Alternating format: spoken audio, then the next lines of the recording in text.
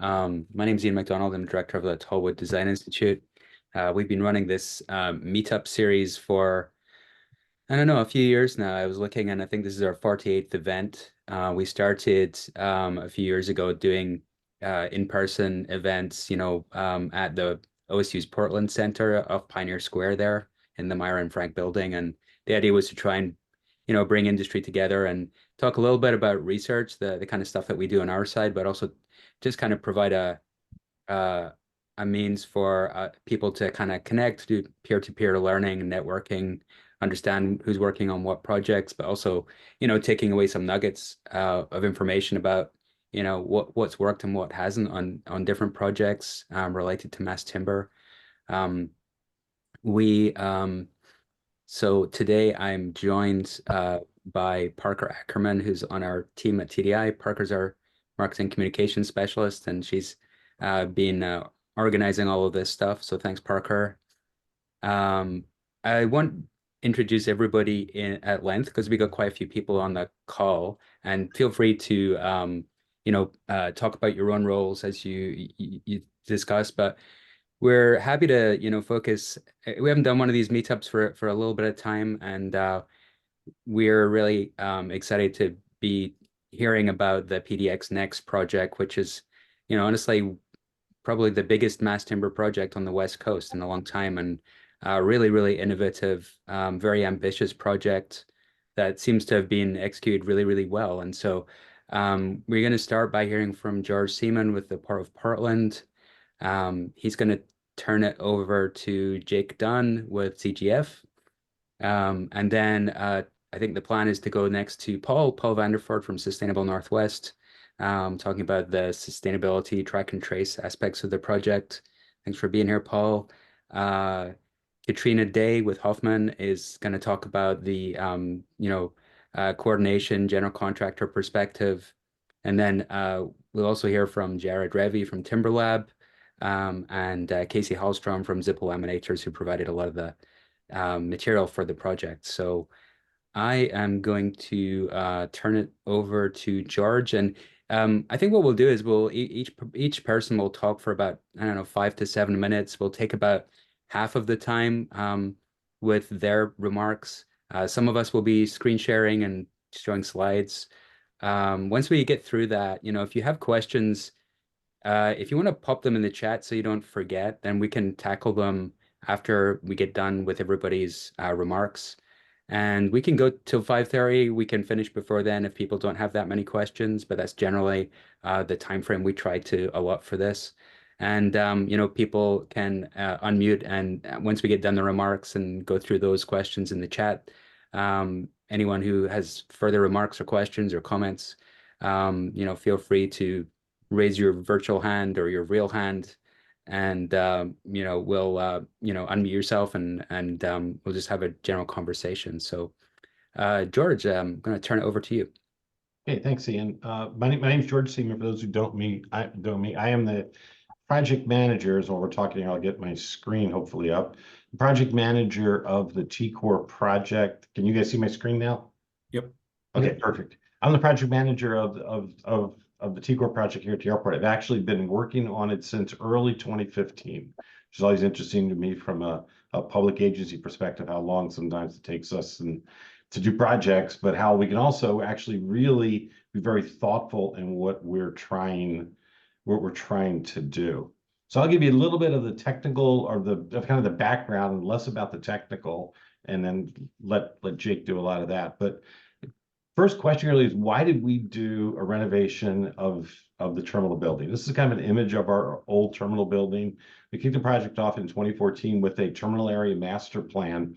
And if you remember the building before, it was very, very crowded. Our post-security, there's a lot of pre-security concessions. In reality, now people want to get through security and get to the post-security first. So we had a kind of a mismatch on our concessions. The biggest thing, though, was it was outdated structure, and I'll show a slide on that in a minute, that limited our flexibility to make modifications to the building. So our security had reached its capacity. You had lines for security that went out past the Clock Tower Plaza in the middle of it. It was difficult to get passengers through. We couldn't grow it because we modernized the building because of the structural limitations. Passengers have changed. The whole technique has changed. So the model we used to use it was outmoded. Now a lot of people don't stop in checking ticket counters unless they are checking bags. Same time, the building needed a refresh, and we had about a couple $100 million worth of structure or MEP upgrades for systems that have reached the end of their life. So all that kind of drove us into looking at the terminal building.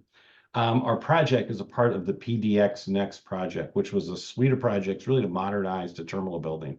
And they're all kind of interrelated to T-Core. I mean, the first one was extending Concourse E, which enabled us to have more gate capacity. And Southwest moved out there, and that gave us then a capacity because our project actually took gates away. When you talk to other airports, it's you're spending $2 billion, and how many gates did the airlines get? And they lost 2. So we ended up spending the money for Concourse E to do it. We then updated Concourse A to a new Concourse B to really get rid of the Concourse A, which was a temporary building when built 25 to 30 years ago. We then freed up space by clearing some of the stakeholders that were in our terminal building because they were being vacated, and built the ground transportation center, which had a number of floors, which we added extra floors besides just the parking control and the rental car control, and added our badging office, port police, GSA, and our communication center. And all that was kind of a precursor while we were doing the design of the terminal core project itself, the main terminal. Here's an interesting drawing that we like. It shows that our challenges were how do we build this building that it previously started in 1956 and was all stitched together with different seismic and different structural codes, from the original 1956 building to the terminal expansion program in 73 and the TAP program, the terminal access that did the front half of the terminal building. There was 73. And if you look at the structural and seismic codes, many of the older portions of the building only had piles 60 or 70 feet deep. And we found out that when an earthquake hits, we're going to have liquefaction at 100 to 120 feet, and therefore the building would settle at significantly different rates and have trouble. So that is what drove us to some of the decisions around the roof and the construction, the way we supported it and did it. I know Jake and Katrina will talk about that. As we kicked the project off, we got with our executive team and really developed a series of guiding principles that really drove what we did. And we wanted to make sure we had a visionary design and strong engagement with the TSA, the FAA, the airlines, and others, and develop a strategy around the cohesive design, look at the buildings, and then meet our resiliency. And that visionary design, and I'll talk a little bit, really drove us to the mass timber approach. Wanted to make sure what we build was sustainable, both it was sustainable from a operating capacity, and we met our life cycle cost, and it was economic, and it was sized properly to meet the growth of the region. Make sure we had the right level of concessions, because all that money that is earned in concessions is shared with the airlines. Environmentally, we originally we didn't establish a criteria for LEED certification. We did a series of workshops, environmental sustainability workshops, 13 of them, to try to really do what made the most sense, then figured out where that put us on the LEED gold, and we're going to be, or on the LEED criteria, and we're going to plan on being LEED gold as a project and doing the things that made the most sense.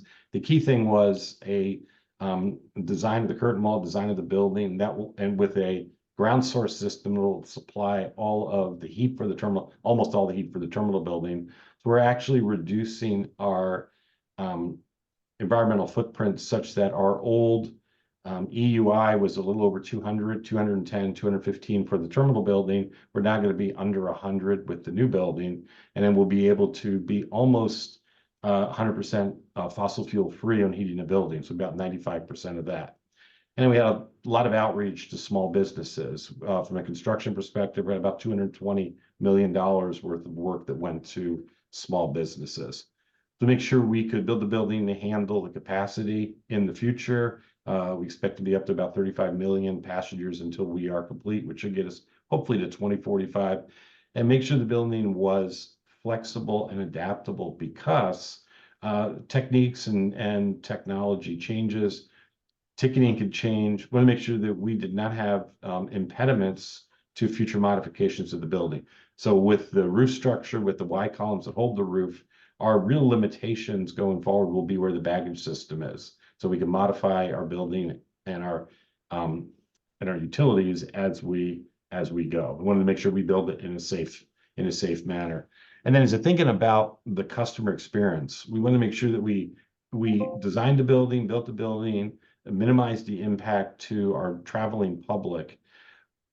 But we also want to make sure we brought it in with a civic pride and make sure it's a very welcoming gateway to our region. And that is, I think, what drove us to challenging the ZGF design team as to what we could do that just didn't look like any other terminal building. As our executive director said, you can go to Hong Kong or Singapore or some major airports in the world, and we did do some tours there, and they are spectacular architecturally, but at the same time, you could be anywhere in the world, and you wouldn't know that you were in that local region necessarily. We wanted to make sure that what we built, people knew you were in the Pacific Northwest, and that's really, I think, what drove us to the utilization of wood, the curved structure, and the entire really roof that developed that sense of place.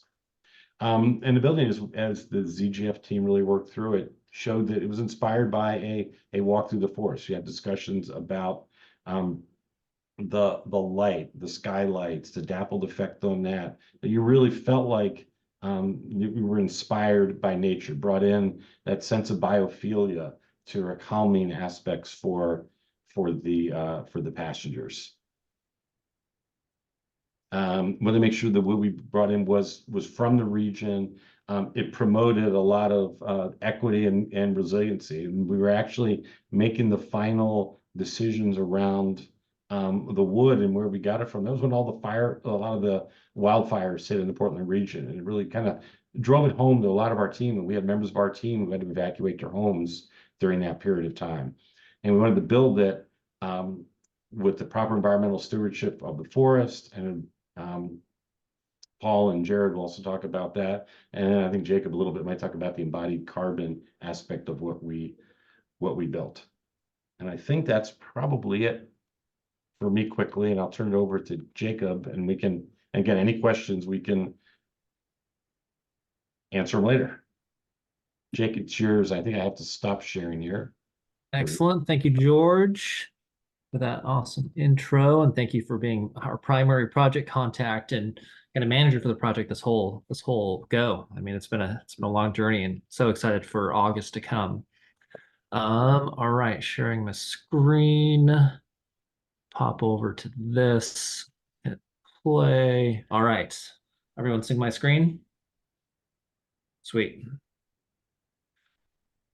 So George covered a lot of the major stats. I want to kind of cover a couple of pieces on that as well, just in terms of the scale of our project, right? 1 million square feet, 9-acre mass timber roof. You probably heard that term a couple times, for up to 1,000 square feet, right? 3 different mass timber systems. We've got glulam beams that are 80 foot wide, 4 feet at the apex and 6 feet at the corners. We've got a whole footprint of mass plywood, right? 2-inch thick mass plywood panels on top of the roof, and we've got a bunch of 3-inch thick mass plywood panels actually in some of the concession structures below.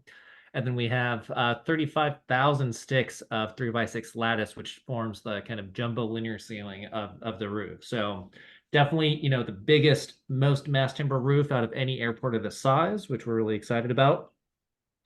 In terms of just also the scale in terms of a section, right? This image represents the outline of what the existing terminal is, that red outline. And it sort of shows what is going to be, there afterwards, right? So major renovation of the existing footprint, and then a substantial, what we're calling the Western expansion, right? That's the most Oregon thing to name something Western expansion, in terms of adding on, to the west of this new part of the terminal. This is what the new floor plan is going to look like. I'm glad that George, had showed sort of like what the existing footprint was, how that's arranged, right? This is going to be the new configuration once it's open, right? You've got sort of a really generous ticket hall. We know this is probably going to change the most in terms of technology to come. So this space had to be, incredibly flexible. You're sort of seeing where we have terrazzo, where we have carpet. We're having this kind of wood strip and what we call the seam, which is going to be the sort of retail experience with trees and concessions pavilions before you get to the new Oregon market, which is here where I'm seeing it in terms of my cursor on that western side. It's going to be one of the few airports where without a ticket, you can walk in the front door, walk all the way underneath this mezzanine, pretty much up to the glass and kind of see the airplanes taxiing around, that experience of flight, right? All pre-security. And PDX has always had a robust pre-security concessions and retail program. It's just going to be even better, with the new configurations, right? And then these are the security zones here on the sides of this market hall before you go into the new retail nodes, and then eventually to the your concourse, your different concourses. So this is sort of the space layout that was driving a lot of the planning, and then also the kind of structural grid, which we had to think about for mass timber. That was being driven sort of by two different things. One was this ticket island width, right, in terms of a planning module for a double-sided desk with queuing, circulation aisles, and potentially spaces for kiosks. That formed this particular spacing, which was roughly 100 feet. The other dimension was this spacing here, which is 150 feet, which was the width to accommodate 10 different security lanes, right? So that gave us our 100 foot by 150 foot structural width, onto which we had to go with steel girders for this direction, and we were able to span that 80 feet with some beams that I think KayCee and crew are going to talk about a little bit later. Well, this drove a lot of the space planning, right, for the project. The actual experience of the project is driven primarily by the roof, right? And this is where it's really exciting when it comes to kind of what the new expression of the terminal is going to be, that visionary design that George was talking about, the hopes for biophilia, right? The idea that because this is a biomorphic form and all this exposed wood grain, that we'll hopefully be able to cash in on a lot of the science around the physiological and psychological benefits of wood, right? Whether that's the 35 million passengers annually or the hundreds of employees from PDX that are going to work here, we think that this is really just going to drive that expression and experience of the project. And George mentioned natural light, right, and how that was sort of a key piece in terms of a walk in the forest and the kind of relationship between wood, the forest, also light, all is sort of wrapped up, in this project. And just a couple of fun facts. There are about 50 different skylights in the project. There's over 5 different skylight types, and they're all based upon natural lighting phenomenon of that walk in the woods. This is my partner here with my son on his back, and this is an old photo. And whether that phenomenon is something like this, right, which is where you've got direct sunlight registering on a field of 3-dimensional objects, in this case, branches and trunks, right? And how that we are even designing the roof to try to capture that sunlight as well, right? At least during the sunny summers that we have here in Portland. Additionally, right, I think foggy conditions and cloudy conditions are a huge part of this region as well, right? So we're thinking about rooting in place now, even through the way that our roof is designed and our experiences and attitudes towards natural light. But in the ticket hall, right, where direct sun is not wanted, we have pretty much fully frosted skylights in the ticket hall to kind of reference these typically cloudy or the morning fog conditions that we get sometimes in our coastal regions. But really, I think how this project is rooted in place comes down to its wood supply chain. And Paul's going to talk more about how we did this. I'm just going to set them up in terms of, this group specifically has heard me talk about the different pathways towards transparency, right, that we were able to pilot with this project, pun intended, right? Both that sort of looked at just one simple step forward, which is about transparency, right? Working with these mills like Zippo to ask just about log sourcing, right? We have the records on which landowners were sourced from, for how much volume for any given production run, right? Can we get more information around just where did it come from? We're also working with folks like Zippo, right, to actually go out and target certain types of lamstock sources or even forestry operations to be able to then further align the port's goals around environmental stewardship or socially equitable sourcing with different opportunities and the relationships that Zippo had with their supply chain, right? So folks have heard me talk about the different particularities of each one of these parts of the supply chain and procurement pathways. The big takeaway here is that not only did we, strive to answer the question with the port, where did our wood come from, right? But we're able to actually try to influence where it came from to make sure it came from, different operations that have positive impacts on the environment and local communities. And this is how that sort of breaks down between, the kind of claims that we're making around that sourcing and the different primary wood products, right? Here's that mass plywood we talked about before, 2 million board feet of, 2x8 lamb stock for glulams and 600,000 board feet of that ceiling lattice, right? And we have these different pathways that we went through, right, for transparency claims, right? Whether it was just getting anonymized mill inputs on, what is the percentage of small family forests versus tribal sources versus large private landowners, right? For, wood that we didn't have tracking data for, all the way to sourcing from small mills, right? That sort of know exactly where every log deck their log deck is coming from, and everything in between, looking at vertically integrated mills like Yakima Nation, or even looking at segregation in some cases, like with Mankey lumber, or what Zippo was able to do for some of the skylight wood around segregating log decks, doing custom batch processes, right? That takes the stars to align and sort of the right group of players, but definitely allowed us to have a certain level of control and influence over some of the sourcing outcomes. And it allows us to, make claims like, 1.2 million board feet, right? We know exactly where that wood came from, right? We have direct sourcing information on the forest of origin for that 1.2 million board feet, right? Because the procurement criteria, right, from the port was either FSC certified or tracked back to a forest that met a more inclusive set of forestry criteria, right? That didn't rely on certification if that wasn't appropriate or was too expensive for a landowner. So these types of procurement pathways really allowed us to open up our ability to supply for more landowners and really open up that criteria. And for instance, because of that, we're able to say, right, that we have, 4 different tribes represented, 3 in the roof, 1 in, one of the products, one of the different seam wall dividers. But, based on those different pathways, right, we had a segregation story coming from Herbert Lumber and Zippo Logs, right, sourcing from the Coquel tribe, in a single origin story to where we can point to certain double glulams and 6 of these giant oval skylights over the recomposure areas and say it came directly from the Coquel tribe, right? Or, Timberlab and worked very specifically to segregate the production process and installation process to make sure some of the Yakima wood made its way into the 26 Y column skylights, right? So there's a ridge beam at the top of these skylights that sit on these giant, massive steel Y beams that all came from Yakima Nation, right? And the stories kind of go on and on and on. And that's sort of what allowed us to realize that, this is the engagement that makes us sort of rooted in place, right? It's going beyond just this notion that because we're in the Pacific Northwest and there are forests here, that we can have mass timber buildings, but really kind of getting in and understanding the history of these products usage, right? The social impacts and community impacts that these supply chains and the manufacturers hold, and kind of how important those are, right? Each one of these lines, right? This is just a breakdown of the product by the fabricator, who milled it, what all the different landowners whose information we have, as part of these 2 products, their type and the way that they were harvested, right? This for us is really about being engaged in place and really having that local story. So with that, I'm going to go and pass it to the next group, which is Paul, to talk a little bit more about how we were able to achieve this.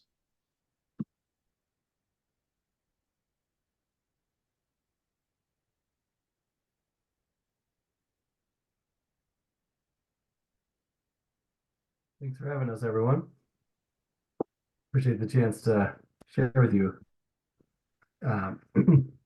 If people can't hear me, just wave your hands, Jacob, or You're good. Yeah, good. So I'm Paul Vanderford. I'm the Senior Director of Green Markets at Sustainable Northwest. We're a 30-plus-year-old conservation group based out of Portland, and have a history with trying to advance forestry in the region, support jobs, create shared value, and just felt really honored to be part of this project. It's been part of a scope of work that Sustainable Northwest has been kind of asked to lean into related to wood advisor services that we provide for quite a few clients at this point in time. I have a staff of six people that help me with our work.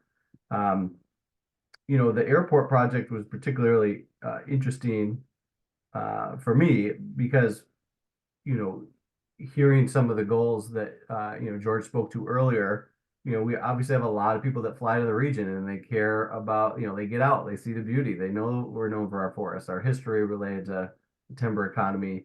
And I think people are really hungry to understand what the future for those jobs and communities is going to evolve to be, right?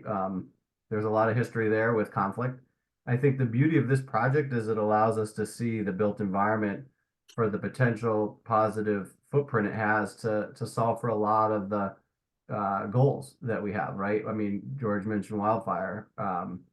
We've got a lot of active management that can really help us reestablish ecological conditions that are really positive and can be celebrated. And even at its core, managing these forests for wood has a lot of value in the conversations related to material choice, carbon sequestration, and some of these other factors. So, I was really excited by this kind of anchoring goal of keeping it local, keeping the anchoring the story in place for passengers, and really digging in on what that means for communities and forest health and ecological goals we might have. And I love the idea that we could try to figure out what are those pathways that could honor people and meet them wherever they were at, whether they were certified, if they weren't certified, how do we keep that door open for as many of those fabricators and mills and landowners as possible. One of the really things that I enjoyed doing for this project is that Sustainable Northwest was asked during the kind of design phase to help the port and ZGF and Timberlab kind of just really understand who was out there, what kind of specifications could you write to really honor the breadth of forest conditions and people that are in this space. And some of the stories you hear related to tribal communities came out of that. Some of the stories related to family forests, related to the wildfire risk mitigation and reduction work. And so we had a scope that we performed to go out and say, we know this fiber exists. We know it's coming into these mills, and we anticipate working with Jared and his team that these fabricators are going to be bidding on these projects. And that if we ask for this, we believe that they can say yes. We're not putting them into an impossible corner or asking for something that's going to create a lot of risk. We did our homework. We understood that we could kind of shape our ask in a way that celebrated and created shared value. And I think that's really where there was kind of a unique component to this project. We didn't come in with a prescription saying, you need to do this, give us your price. We came in saying, we want to work with you because we believe there's a lot of way we can create shared value, and we could create kind of a one-of-a-kind building. So kind of shifting from Sustainable Northwest's kind of initial role as wood advisor in the design phase, we rolled in to a contract where we were then asked to kind of bridge between the project's goals and the people who were going to help make it happen. So in that implementation phase, wood is talked about as an innovation in the context of mass timber a lot. But I think what mass timber really affords is an innovation in relationship building and an ability to really spend the time to connect our buildings back to the people and places in a way that buildings built with less wood just don't afford. There's not enough wood there, not enough value in some instances to really go deep. And mass timber is unique in that way. A lot of times it's more vertically integrated. You're talking about buying more wood. And so people can take the time to sit down and talk with you and be really intentional. Now, certainly it's not exclusive to mass timber. You see Zena's oak floor in this building. You see Cow Creek's cedar in this building. Those are examples of non-mass timber elements that, this intentional strategy can be built out and used in a broader context. But I think mass timber really is a tip of the spear in kind of how we can reconnect buildings to place.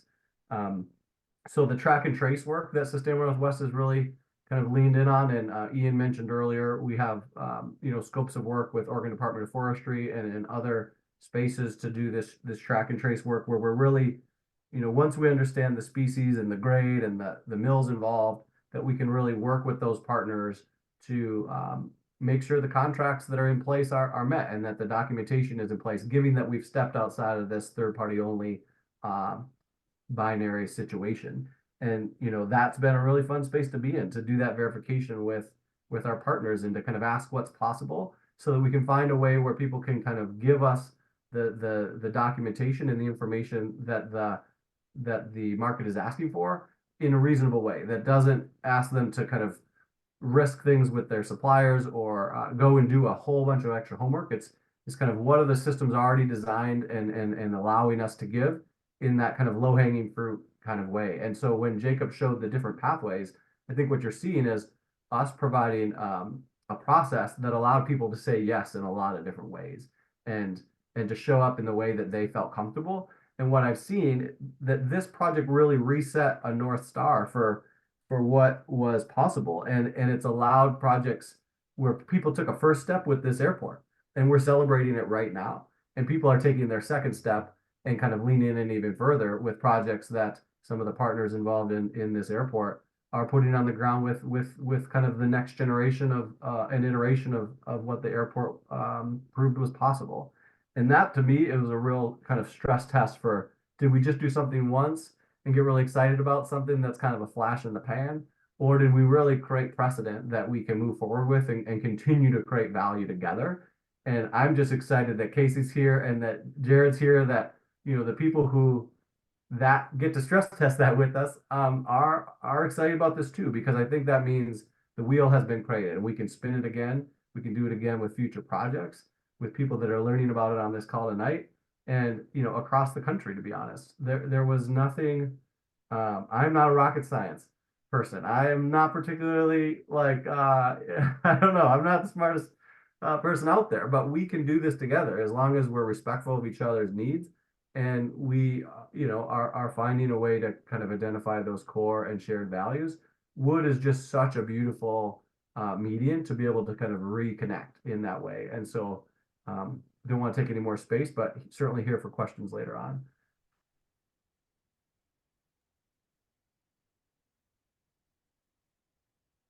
Great, thanks very much. Thanks, Paul. So I think next we hear from Katrina about the logistics and project management aspects of this whole thing. Yeah, can you hear me? Yeah, we can. Awesome, thanks. I'm gonna get this up and share my screen.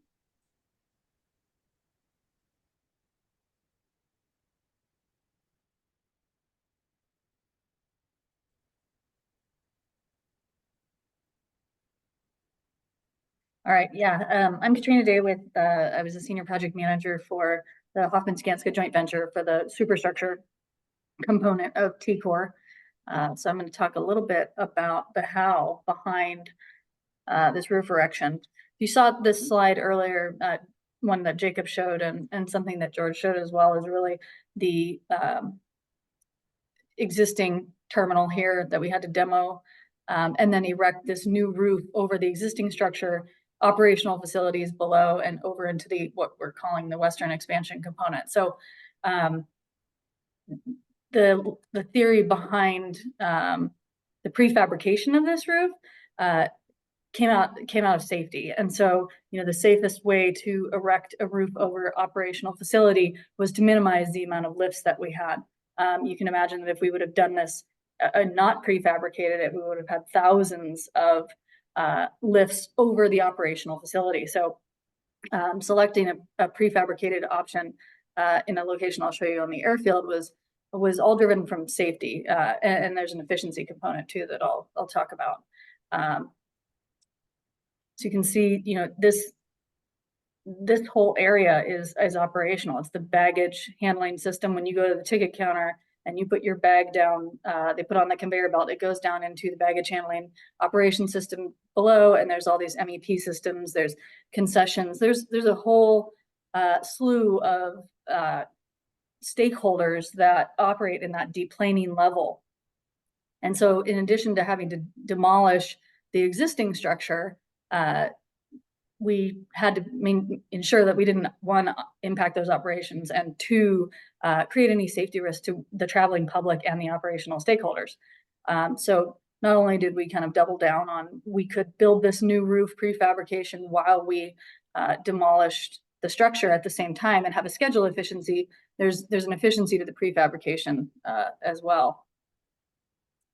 So the operational impacts that I'm talking about when we erected each roof panel really went through an excessive amount of coordination just to understand what operations were happening below each roof panel. And I'll show you some other diagrams that explain it a little bit better, but I wanted to share this piece is that every time we picked anything or moved anything, set a Y column, anything we were doing over the existing terminal had to be coordinated to the minute, essentially. And so the city not allowing us to do any of this erection over an occupied facility required that we do all of this work at the terminal at night.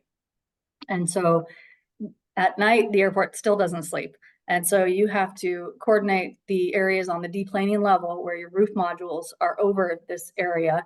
You have to coordinate these areas on the deplaning level to not have any operational occurrences happening during the roof erection. So you can imagine the 24/7 of PDX Airport, those shutting baggage systems down, shutting, not allowing maintenance people into mechanical and electrical spaces, not allowing concessions to prep. So there's a lot behind what went into this roof prefabrication and erection that really isn't visible to anybody who wasn't necessarily involved in these weeds. And so it was very time consuming and took an immense amount of effort with the stakeholders involved in PDX.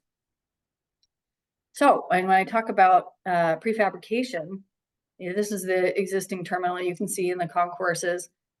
We actually prefabricated these roof panels in 3 sections out just west of the existing terminal. It's about a mile away. And so we prefabricated and then drove them at night across the airfield into their final positions with the launching methodology. So with the prefab idea, you heard me say that we couldn't really pick thousands of pieces of this, what made up this roof over the terminal. We managed to shrink the lifts and the launches down to 20 large segments. So this entire roof makes up 20 large segments. You see this portion here, the center portion is one module out of the prefab yard. The north node is another module, and then this area is the south module. These break into smaller pieces to make up a total of 20 pieces, including some steel structures in here. The overall sizes, one of the largest pieces is 200 by 120 feet. And this is 9 acres. We're talking components the size of a football field to be moved across the airfield and put into place. So in addition to the safety factor of not erecting over the public and impacting operations, there's also an efficiency to working at a lower elevation at the prefab yard. So we chose 13 feet to be our dimension. That's what these temporary towers are at, which was an ergonomical choice on how we could get people in a lift and working at lower elevations to perform the prefabrication. I'll go a little bit more into prefab in a second, but wanted to give this actual picture. You can see this, that was a center component, and then this north and south components, and our drive path here over to the terminal and then into place. The north and south ones actually go around the outside of concourses D and C and will be erected in phase 2. So when we're talking a lot about the wood, obviously here, what you don't see really is everything else that was prefabricated at the prefab yard within these modules. So there's not a lot put in them after they got to the terminal. All the conduit raceway, the wiring, fire sprinkler, MEP components, acoustical treatments, were all installed at the prefabrication yard as well. This is where you can see kind of the breakout of the 20 sections here, and these are the order and the sequence in which they are erected. And there's reasons for this, and we'll go into that as far as the detail. It's kind of deconstructing this and then putting the puzzle back together at the terminal at 55 feet in the air. So in order to perform this kind of deconstruction and erection, we hired a company, a heavy lift company called Mammoet out of the Netherlands. And they were the folks who supplied all this jacking equipment and transports and the towers, which are actually what took the cassettes and drawers over to the terminal. The biggest one of these modules is actually 1.2 million pounds. So we went from about 250,000 pounds to 1.2 million pounds. I'll show you kind of a little sequence. As you can see here, this is a drawer. And if you can envision the way that a drawer slides into its guides, this is the same kind of concept here, where we have a double girder section, 80-foot glulam beams. This is a mega cassette where it has the double girder sections next to them. And then there's a drawer in between the mega cassettes. So this drawer actually slides out on these, what they call Malaysia beams, and slides out just from that double girder web and separates from its neighbors. And then we do the same kind of thing. You can see mega cassette, drawer, mega cassette. So it all came apart in those components that we put back together at the terminal. So Mammoet brought these jacking towers. These are the temporary 13-foot towers that you saw in that picture that were holding the roof. They come in and they jack this up very, very slowly. It was interesting. They slide these cassettes into place and jack and slide another cassette in, and until it gets up to an elevation where they put the towers in and they get the transports under, which the transports are the 18-axle trailers that they actually drive across the airfield with. So you can see that they have the braces in. There we are with our towers, transports, and it looks like a large spaceship cruising across the airfield. These trailers are the self-propelled modular transports. And all of this equipment, interestingly enough, travels quite a bit around the world. There's a lot of heavy lift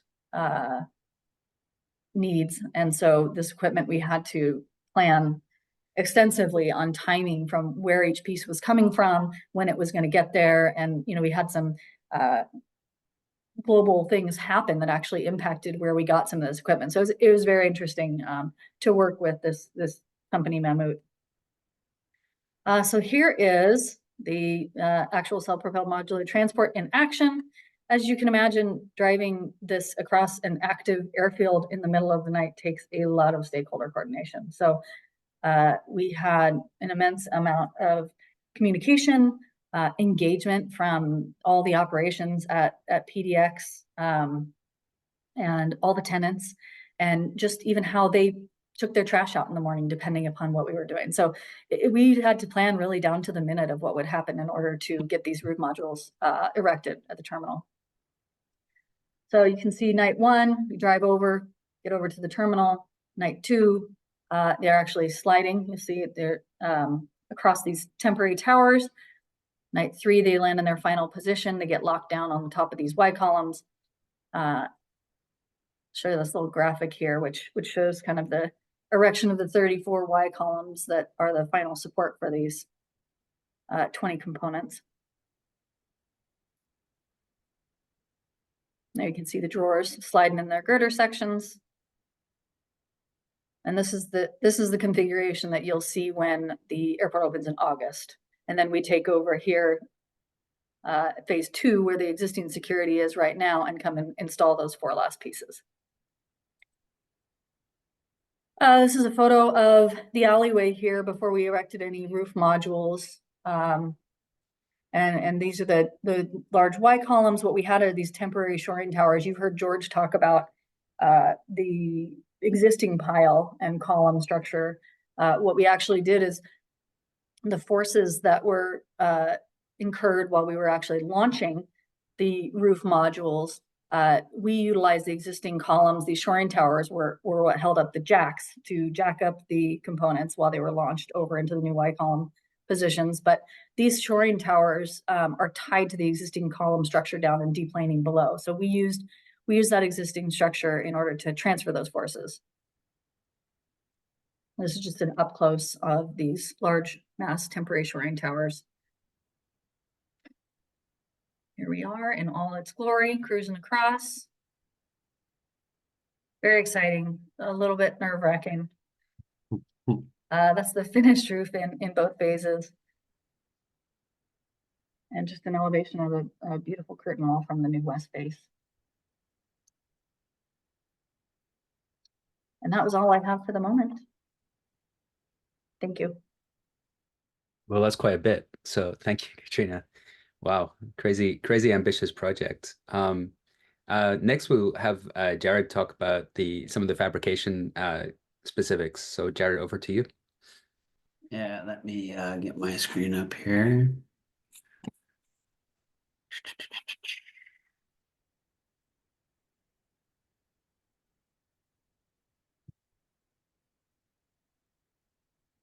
All right, everyone can see my screen okay? Cool. Oh wait, We're not seeing your good. screen yet. no, not coming through. Just have to share. How about now? There it goes. Yep. Okay, great. So I think like everyone's already kind of mentioned, there's a lot of positive energy that went into this project and respect for the different entities that were involved and space created to allow for a successful project. And something I start most presentations off these days related to T-Core is Paul's quote, because it was just one of the things that inspired me on the project was just our relationship to the wood that was created out of this project. And that's really inspired myself, my team, and the rest of our company to further advance that. And just taking a step back, you know, we talk a lot about the design and the intent of local sourcing, but one of the things I look back and attribute a lot of the success to this project is the vision and the space that the Port of Portland and Hoffman Skanska created for this project in fostering a program that actually enabled the different vendors and contractors and suppliers to do what they're good at, because it's a pretty complex project. And if you don't have the space to really think about it and work through it, it would have probably failed. And Katrina and her team were probably the best project management team from a GC that I've ever worked with, that was able to take this group of extremely professional people from the design team and the owner and the contractors and bring them together to deliver this. And they provided that space to allow us to do what we were good at, you know, with Swinnerton on the timber and WWAFCO on the steel. We spent a lot of time together, this group of people up here, just trying to figure out how this thing to game together. So there's a lot to contribute to the success for the project based on that. But for Swinnerton's role, we were involved with design assists, some engineering assist, and some erection engineering, detailing, sourcing, manufacturing, and assembly. A little bit on the design, just input from Swinnerton to help ZGF and KPFF finalize the final design of the beams and how those beams would interact with the girders and the constructability of all the timber in general. And another fun engineering activity and engineering / detailing really came down to how do you get square pieces to align perpendicularly and in parallel with the girders and while you're wrapping them over curved surfaces. So that was another fun, big challenge to work out. And we had a lot of great partners. We worked with that, including CAD makers and Freres to work through that challenge. And then, get stuck here. Another real challenging one was the lattice. While some may look up at that ceiling and think, oh, it's just a bunch of 3x6. Those 3x6 are actually all unique to that cassette. Each one is individually numbered. And as the dome progresses in each way, the bird mouth at the end of the lattice changes differently. So working out the configuration of that bird mouth, in addition to a lot of detail coordination back and forth with the design team to get the elliptical of or the ellipse of the basket weave just right, how the design intent was meant to be. Another really fun part about the project on the front end was a lot of testing that we supported the project with, in bringing a lot of specimens and connection parts down to universities across the country, not just OSU and U of O, but we worked with universities on the other side of the country for some moisture testing as well. And that rolled into our erection engineering of this project also, which is unique from, you know, your traditional kind of build. Usually you're kind of doing a whole floor of your post and beam structure and coming back and redecking it. Because of the size of these beams and the erection engineering, once you put one of these beams up that are 7.5 feet deep, they become like a sail, and they'll just fly in the wind if you put up too many at a time and pull the girder with it. So I was really coming up with a plan to install a series of beams and then top it with the MPP so that you're bringing your diaphragm together with your roof as you're erecting, and working through that sequencing problem was one of the fun parts that we got to participate in. Then just general support on the prefab yard. This is where Swinnerton erected all of the mass timber into the girders that Katrina was talking about earlier out in the prefab yard. The girders are every 80 feet or 100 feet on center with 80-foot beams in between them. And then the erection engineering was one thing that we led for the mass timber, but when it came to the erection of the modular cassettes that Katrina spoke about, that Mammut did under HSJV's management, Swinnerton was really there to just support on the timber side, that make sure that during the erection process, because it was so critical that, you know, nothing can interrupt, that we always had a team during the move working on different responses of the cassette, that, you know, maybe we need to go cut a little piece of wood out of somewhere, go fix a little something during that process. So always having a team that knows what they're doing, a professional out there supporting HSJV and the move team to make sure that there is a successful move. And this is just a video of it, just to add to what Katrina was showing earlier, kind of the excitement of what that looked like. It was really a unique opportunity to even just be in the supporting role of this exercise. And another fun one was the testing and breaking, the destructive testing of the connections. And that was really because these connections were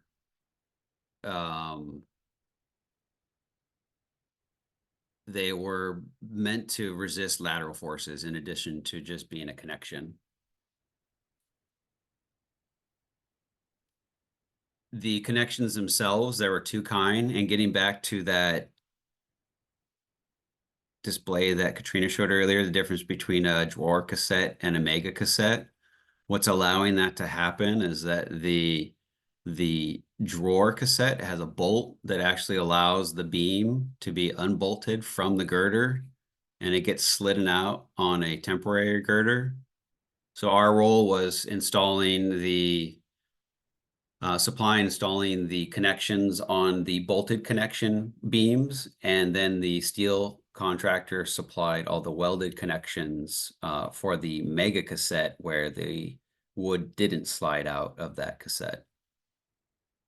So there's a little collaboration there between what you usually wouldn't see too much in the industry is, you know, steel and wood working hand in hand. Our guys were going up in scissor lifts together to erect these things. I think one of the biggest feats of the project was the success of what Zippo was able to pull off. The design was going down the road of a multiple piece arched beam, and when I came into the project, that really scared me from the construction side, I saw a lot of pain and suffering from that connection type on about 300 pieces that would be that big and on a very tight time schedule. So we started talking to Zippo and exploring whether or not we can make this with one piece, and getting back to that space that the port and HSJB created. They're in complete support of this idea, agreed on a complete mock-up that ended up being a success, and that those mock-up pieces are actually living in the building now. So it actually ended up being a successful mock-up, which was pretty exciting thing to be a part of, because there's no beam that in the country that's ever been made this big with this big of an arch on it as one single beam. And KayCee, you can correct me if I'm wrong on that in your next update, but that's what I know. The other interesting part on the fabrication install was putting these 6-foot reinforcing screws into the glulams, and we had about 400 of these screws to put in, and they took about 2 to 3 minutes to put a screw in after you spent about an hour pre-drilling that hole to get it perfectly straight, because you're trying to get a 4-foot deep straight hole on a 6 3/4 wide beam. So it's really tight to try to keep a screw going straight that long. On the detailing side, working with our detailing partners and our in-house detailing, we're able to bring this building alive in a 3D virtual model and understand the ins and outs of how the building would interact, and developing a series of videos like this to not only inform the management teams, but our craft in the field and also the fabricators on how this thing is coming together and being pulled apart, was instrumental in the success, I think, of this project, and just getting everyone educated on what needed to happen. Pictures tell 1,000 words, videos probably tell 1,000,000 words. And you just see the complexity of just skylight C alone. And on the underside of the roof with all the lattice. So then that's really, from there, it's how do we make the roof look like the digital twin? And that's where a lot of the energy of Timberlab, or Swinnerton and Timberlab, went into the roof, and then Timberlab on the concessions, working with CAD makers to really detail every square inch of this roof and figure out where all the hidden headaches were going to be at. That's just breaking down the roof into the design and how the design development happened of the beams, developing the billet plan, and then the cut plan, and then the reinforcing plan, along with the layup plan of the beams. That's in coordination with KPFF and ZGF to get the shape right, and also the engineering of the beam right. What that MPP looks like when it's actually formed over the roof. And MPP, for those of you who don't know, it's actually CLT.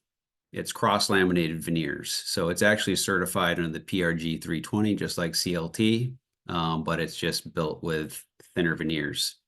How the MPP came together was through a panelization plan. And the panels actually ended up not being square after figuring out how to bend them over a round shape and keep straight lines, so that it looks like this when it's all bent. You got straight lines, but that panel's not square when it's in 2D.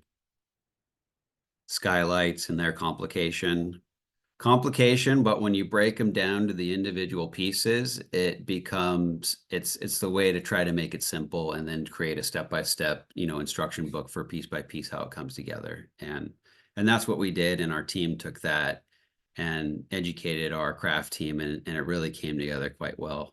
I think, and from the pictures we see out there on the internet, things look like how they were meant to be. And that really came down to getting back to here, working with our detailers to come up with a plan to develop instruction booklets for every single assembly type, so that there was absolutely no uncertainty for our craft for how something would be installed and what pieces and parts and tools they should be using. The final shots of that lattice. The lattice that took down 13 servers to calculate all the cutting of the birds' mouths. It shut down our detailer's office a few nights. On the sourcing side, that's really taking the port's vision and ZGF's spec that, like Paul mentioned, it wasn't forceful. It wasn't, it must be this. It was, these are our goals. This is what we want to do. How can we take this and go do something? And that created the space for us to get creative instead of being rigid and fighting with each other over a tight spec that would be impossible to achieve. And so that really, I think, opened up the doors for success to bring a lot of these sourcing stories together on the project.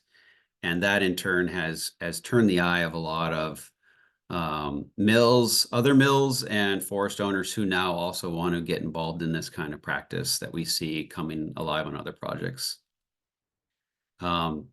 Bringing some of those sourcing to specific assemblies, like Yakima's up in all of these little skylights. There's a beam in all these little skylights. Yakima's in all those. Yakima's all these glulam beams, and even Native West for the steel. So working with partners to try to find ways to put their material in specific elements instead of having it all spread out if there's an opportunity to take it. So every time we saw an opportunity, we found a way to try to integrate it in a way that it can be traced physically by your eye. This is a shot that Jacob put together a while ago, but I like this one. This is that coquel forest and the beams that went up into the skylights, manufacturing of the beam with Zippo, and really bringing that full arch beam to life as a single piece, getting through the manufacturing and mock-up process at their facility after developing a robust plan for how that manufacturing was going to go. These are all the different profile types of those large beams. And these are how many of each type would have to be manufactured each month over a year-plus process. And you see they started manufacturing in January, but shipping didn't start until April. So there was about a 3 to 4 month buildup of inventory to allow for the site to actually stay ahead while having enough material to keep going at all times. And that alone in itself, that's probably one of the most complicated processes of mass timber is managing the logistics of materials so that the manufacturer is manufacturing it in the order that you want it. And not only doing that, not necessarily manufacturing the order that you want it, but getting it on trucks in the order that you want it. So when it's getting to the fabricator, they're getting it in the order that they need so that it can be sent to site in the order that the site needs so that it can be installed and not shaken out with a bunch of man hours and cranes on site, burning time and money. So what did that mean? That meant working with our good friend Zippo, who we had never done a project with at this time, and saying, hey, would you let us take over half your facility and do this project? And we all thought that we were all kind of crazy going into this. And, it just started with, let's just look at it. And working with KayCee and John, we said, let's look at the floor and let's see what we can do. So we just started laying out beams and how are we going to make this thing flow in a sort of process line type of fashion, because he had to keep that queue always going for an entire year straight. So there's beams on that floor in this fashion for over a year. And what that looks like in their facility from the layup process through the planing, and then adding the sections on, because you can only plane a 4-foot section. So then you go add on the add-on section, plane them, stain them, reinforce them, and really trying to bring all those activities to Zippo's facility, who was really gracious to allow that to all happen there, because usually it would just be the manufacturing. But we brought the coder there, and we brought the guys to bring in the reinforcing. What that alleviated was a lot of handling of super large beams that you would really ding up if you handled too much. Scanning of these beams, because you can't tell the tolerance of a curved beam this large by eye or even by pulling tapes. So point cloud scanning and Zippo made near perfect beams. It was incredibly crazy. And the entire time leading up to this, John was saying, you know what, it's not going to be perfect. It's going to be close. It's going to be, you know, a couple inches, but they were like, you know, the biggest one was a 1/2 inch, and that was the GPO one, which had the biggest arch on it. The rest were like 16th, 1/8, quarter. That's when the pressure started to alleviate a little bit on the front end, which was, it was when we started to feel like, okay, this is starting to kind of come together here. And then this is when it comes together in the assembly, because back to that space, the port and HSJV created the space for us to do a mock-up of the roof with the MPP, and we failed getting that MPP on it just perfectly the way the architect wanted it after 4 mock-ups. We wanted to do a 5th, and by the 5th time came, we had to start installing. And so we really got to a point with our detailers that we felt good with everything we learned on the 4 mock-ups, and that this was it. We were going to make it, but we were still at that stress level at that point and didn't know 100% that MPP was going to fit, and we were bracing. Now, what that kind of looks like in the erection process, large, you know, 2-inch panels, their only strength direction is in one direction, so they got to be handled carefully. They could be cracked. But they can bend well in their non-strength direction. So that's what was the benefit of using MPP on this roof, and achieving, you know, this was another big scary part on the project, was achieving that circle, a perfect circle of multiple pieces coming together that were not square and being bent on a 3D shape. And that's really what DFMA has taught us out of this project in the industry, is that it is possible, and perfect things like this can be prefabricated and erected. And just some shots of the assembly process to finish off the presentation here. This is the big skylight curbs that were just big MPP pieces instead of a built-up curb that would be made of multiple materials. It was just one MPP curb dropped on the roof for the skylights and for parapets and some other applications at the clear story. Lattice.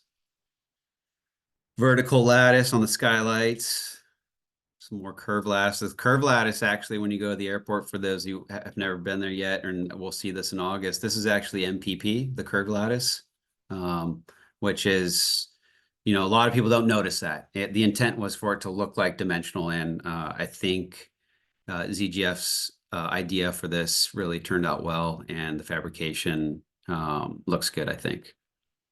So that's it from Swinnerton's side, and yeah, look forward to hearing what you have to say, KayCee.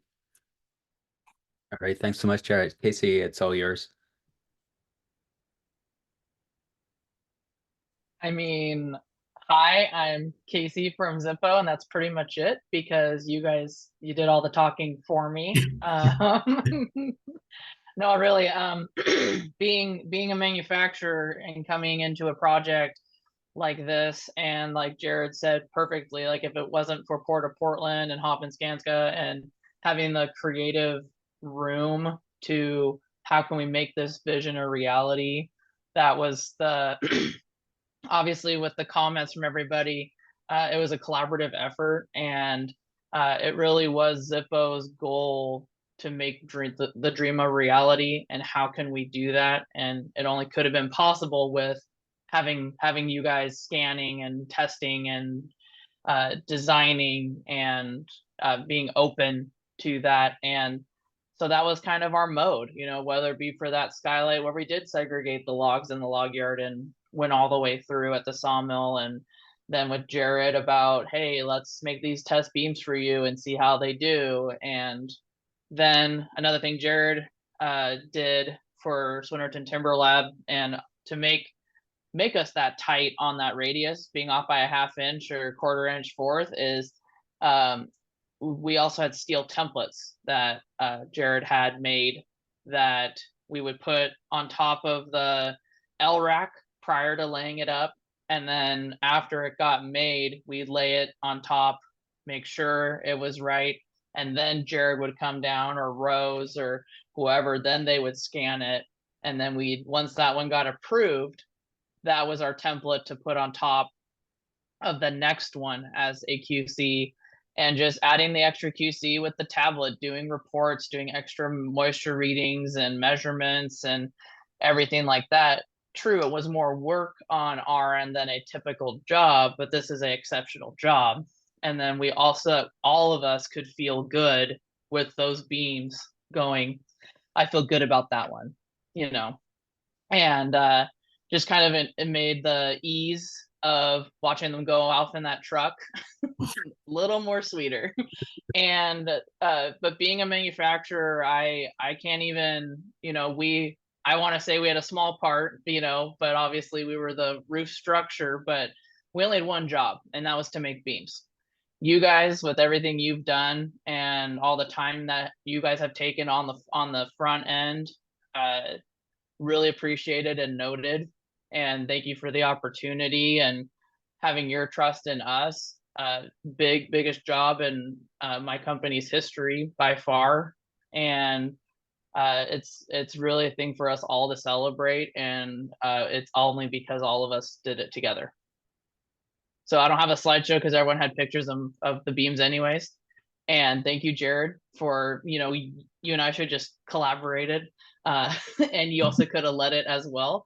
But but again, that's been the positive of this project is the relationships with, you know, Jacob and, you know, and people haven't made this call either. So that's it's been a wild ride. So that's all. That's really all I have. Because again, you guys did a lot of it, and I really appreciate working with all of you. And I think one thing that we didn't mention about Zippo was, you know, the ask to go source coquel wood, which was probably something that's not really been done in the industry much. A contractor coming to a manufacturer to say, hey, go buy that timber stand and then go log those trees and bring it in. And just going through that process and learning about the sourcing was, I think, impactful for the whole group. And you know, they were able to help. Actually, we didn't win the bid, but Zippo was able to actually connect with the one who did and bring that material to this project. So there were solutions happening even when we were losing. Yep, never, you know, if you never ask, you never get. That was one of the best days of my life, honestly.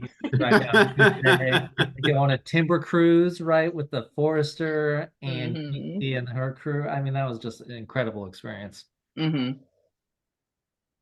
KayCee, for bringing up the collaboration. Great point. There was so much of that on this job, and none of this would have been successful without all the entities and everybody who really leaned in. Yeah, very much.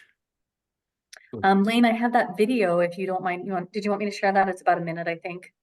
Yeah, please go ahead. Before questions? Okay, hang on one second.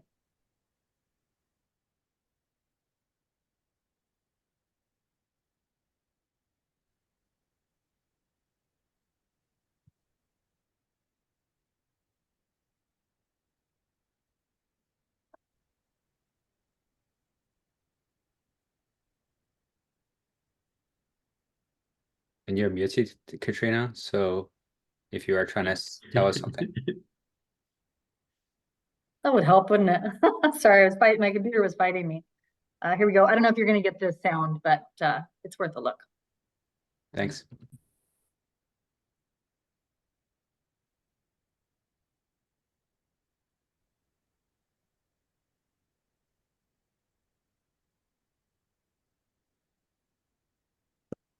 Oh, I'm sorry. It quit on me. Hang on.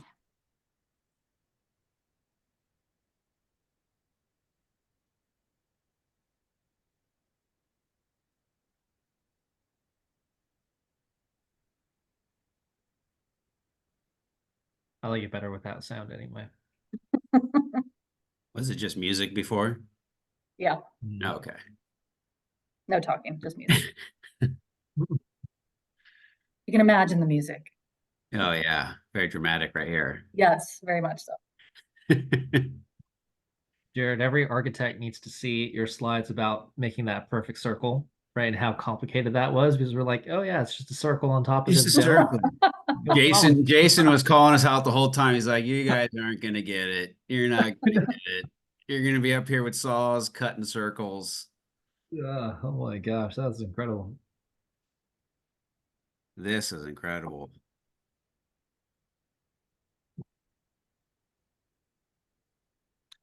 Yeah, sort of interesting to note that Mamu, they said that they could actually move the entire roof in one go, right? Is that they've done operations at that scale before, and that would be, the most time efficient, but it would have required gates to shut down, and the amount of cost for the equipment to rent, those many movers would have been unfeasible. But really, it was technically feasible to move everything in one go. Is just mind blowing to me. The mega module is what we were calling it. I said, go big or go home, Katrina. Yeah, and those planning meetings, those guys weren't batting an eye. They're like, this is child's play for us. Yeah, it was wild. Yeah.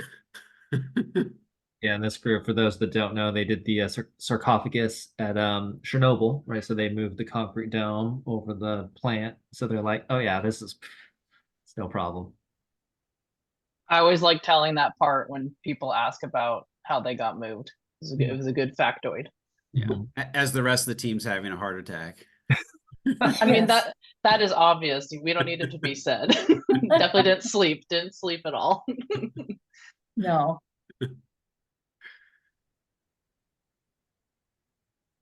Yeah, it would have been hard if you had to redo all those beams because someone dropped them. Yeah. Oh, Jade, Katrina knows this, but we've been requested by our public affairs not to mention Chernobyl and T-Core in the same sentence.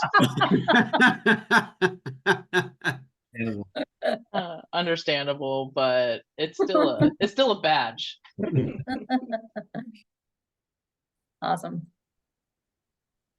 Yeah, well, Thanks thank for you letting me so share much. that. Great. That was awesome. I mean, there's so many questions that come up. I don't see any in the chat because I think everyone's kind of like stupefied by the scale of this project and why would any of you guys ever take this project on? And kudos to everybody who, not only took it on, but did such a great job, and it's going to be such a success. Someone mentioned August 14th. What's happening on August 14th? August 14th go live. Temporary certificate of occupancy July 26th. And August 14th, we should go live and open up security, ticketing and the first phase. And then we get to start all over again with phase 2, which for the next year and a half just does the same thing again. This time everyone will be ready. Mm-hmm. So now people will start taking pictures of the ceiling instead of the carpet, I guess, is the mantra. That's the sign of success right there. Reason to look up. Yeah. So I don't want to ask too many questions, but I do have a couple written down here. And one of them was, guess maybe for Katrina first is, if this whole project had been done in steel or, a more conventional set of materials for an airport, what would it have looked like? What would have been, different in terms of, the logistics, the schedule, the cost, that kind of thing? Yeah, we went through several scenarios, and really and I'll let George chime in here if he wants to as well, but really kind of the steel component to it, if it wasn't prefabricated, the steel component was going to have so much operational impact and a lot of risk. And so the cost behind that, it wasn't necessarily the cost of the work, but the cost behind that, it was significant. George, you have anything you want to add to that? Yeah, no, we had actually, I mean, the PM, the engineer in me just wanted EPDM roof and just get through quick and cheap, and we can move on. And in reality, though, building the steel structures, Katrina said, and having to vacate the space underneath it during all of those lifts really would have made it impractical. And that's really one of the things that the clear span columns, the distance, the ability to put it in much bigger sections and scheduled at nighttime when capacity is lower on the baggage system really was one of the key wins on the project. Great, thank you. I was curious also about weather protection during the fabrication on that south end of was it the south end of the airport or the west end of the airport, where the fabrication yard was? Did you have to weather protect the work in progress while those modules were being put together? We did kind of, there was several things happening. I mean, obviously the wood gets wet and plywood got wet to a certain extent, but what we did was with an EPDM roof. So we had kind of this additional skirt, if you can envision, of a portion of the EPDM roof that was installed temporarily, and then a large portion of the permanent roof was actually installed on it at the prefab yard. And then the insulation and then the secondary diaphragm of the roof was, or membrane of the roof was installed at the terminal. Great, thank you. Yeah. Yeah, because sorry, I should have mentioned, you know, a lot of that stuff can get wet, but then when we got down to like the acoustical panels that you saw inside the ceiling, those could not get wet. So we definitely had to protect when we got into the finishes. So George got his EPDM roof. It was just a temporary roof. Yes. TPO for the final though. Yep. So if I could ask a non-mass timber question, because that's usually what I do is ask about wood. But Jake, you were talking about like the skylight patterns were meant to simulate the light falling through the forest as you were walking, and you said that was based on some studies. Did you actually formally study, kind of like how the light sort of perforates down onto the forest floor, and just curious what you did. Yeah, no, absolutely. So, people, Jared probably wouldn't be able to guess, but my, first love was daylight, right? Second love was wood, and through all of the sourcing. And, my background is in daylight simulation. So as the sustainability lead for the project, one of my primary focuses too was around making sure that it was a daylit space. So we ran thousands of like parametric simulations, right? We used, computer generative modeling to kind of understand how many skylights, what shape, and where would lead to certain, skylight or daylight targets, throughout the airport for a typically cloudy Portland day. And then, we took the quantitative data, but we really started to craft this experience to where the daylight was really representative of two of the main architectural concepts of the project: a walk in the forest, obviously, and then also just a bunch of different rooms, right? A lot of, George was mentioning these other giant airports that are like people processors. It's one giant roof and sort of like a homogeneous space below. So with Portland, right, it's a series of these crafted rooms where the daylight strategies really reference that, both in terms of the way that light is crafted, in terms of the geometry, but also the glare requirements below, right? So depending upon if you're a TSA agent underneath security, right, the lattice actually is a perfect light blocking to make sure that no direct sun makes it into your eyes. So all these things kind of came together to really create this experience of light throughout the project that I think will be really, really interesting as well. Yeah, I mean, tons of computer modeling and simulations. We did physical modeling too with the integrated design lab. So we took like a quarter scale model and like put it into a heliodon and like rotated it on a table with a fake sun to really start to understand daylight angles. It was an interesting process for sure. Fantastic, thank you. We're just about close to finishing up. Does anyone who's just has their camera off have a burning question before we close that you want to ask?